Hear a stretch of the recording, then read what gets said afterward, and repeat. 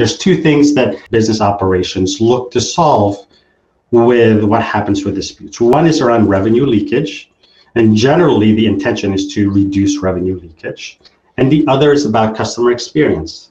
Generally, how do you improve customer experience with that? So if a dispute is invalid and the supplier says, you know what, this isn't really a valid dispute, we have to go back to our buyer and say, here's our evidence that says this is not a valid dispute.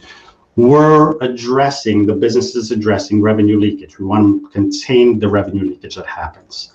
If the dispute is valid and the customer and the buyer is in fact correct that there was a missed expectation, what the supplier wants to do is make sure that we get to that decision of validity sooner than later. Billtrust does a lot of things with disputes, and disputes has the same DNA as payments and remittance. A dispute is, in one sense, a non-payment. A dispute, in a similar sense, is remittance for that non-payment. The core of a dispute creation from a buyer perspective is, I have a missed expectation. I believe the supplier didn't fulfill the obligation based on what the business agreement was, right?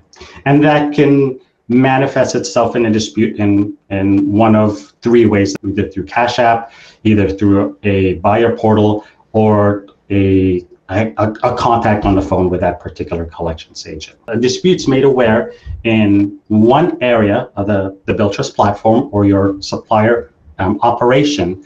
That awareness becomes made to the other parts of the organization. What are the broad strokes in what investigation and disposition looks like within the supplier organization? One, identification, just purely awareness. The supplier needs to know that there was a missed expectation. The second piece is, how do we determine if that dispute is valid or invalid? If somebody says it is a valid dispute, well, how do we disposition it? Are we reshipping product?